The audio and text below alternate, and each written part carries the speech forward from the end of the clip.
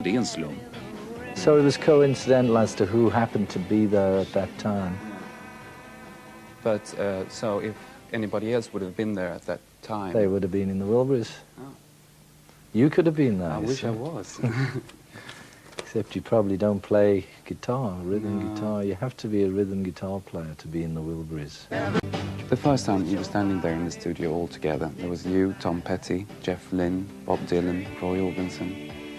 What did it feel like? It's sort of exciting, really. I think, I don't know about Bob, but I know myself and Tom and Jeff, you know, we're thinking, oh, like there's Bob Dylan and there's Roy Orbison. It's sort of, it's good, it's excitement because we all, you know, like all these other people in the group. And especially like Roy Orbison is like, you know, he was such a hero. And Bob was too, wasn't it? Bob, for me, is always, you know, I don't know how to say hero, but I always liked him very much, and through all those years. So it's sort of exciting, and like a slight nervousness and excitement and anticipation. It's good feeling. When you became famous, did you like that? I did at first. It was fun. Yeah. Because, you know, who wants to, you know, just be slogging around with no proper job and, you know, no cash and, you know, nobody really wants to do that. And for me, it was really, all I wanted to do was just be in a band. I didn't really want to go to work. I wanted to be in a group, and that's what happened. And then we happened to get famous. And it was fun for a little while, you know, to have people paying attention to you, but it, you know, if you're probably too young to remember Beatlemania, but it became such a nightmare. It became like a prison. And on top of that, the thing that really made it the worst was when we finally got to the place we were going, and the reason we were doing it was to play the music, and you couldn't even hear the music. We couldn't even hear it ourselves because of all these people yelling. So, you know, we just got tired of it and packed it in. And you didn't miss Beatlemania at all? Oh, no. We stopped the mania by retiring from touring and press and stuff, and we just went in the studio and started making like Sgt. Pepper, dropped some acid and had a laugh. But didn't you enjoy stuff like having groupies? Yeah, it was fun for a bit. Yeah, you know, it's okay. Before it got too big, it was okay. Yeah. Huh. Excuse the pun. But it was later, you know, there was just too many of them that you couldn't, you know, you had no peace. Do you think that music could change the world? I think it can change people.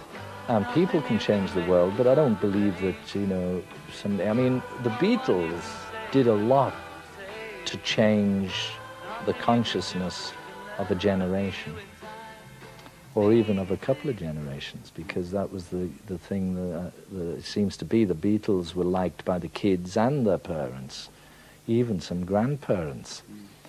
And it did have an effect on a lot of people's consciousness, but not enough to change the world. It might have changed the world to some individuals.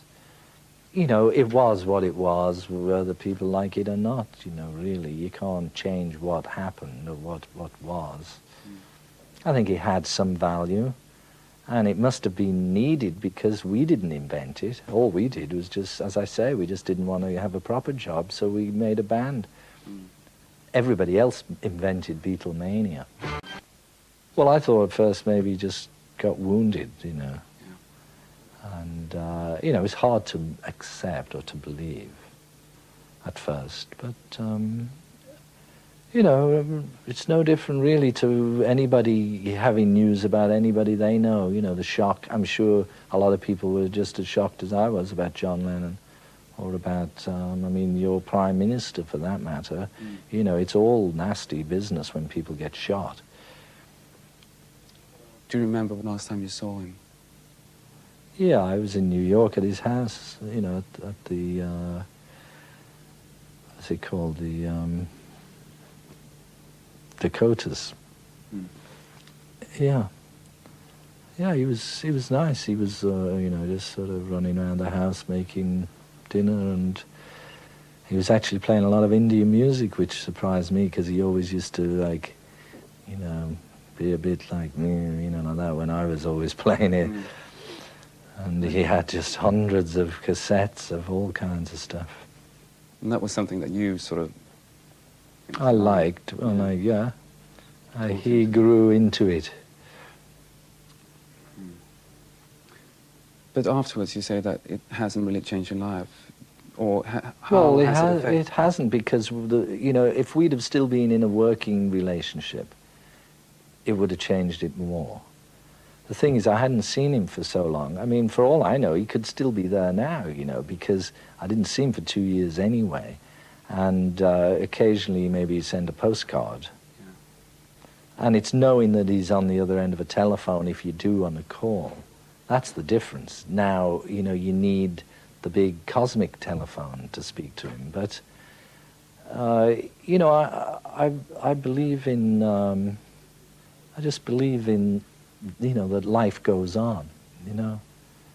And so to me, I can't get sad. I'm sad by, you know, I can't go and have play guitars with John.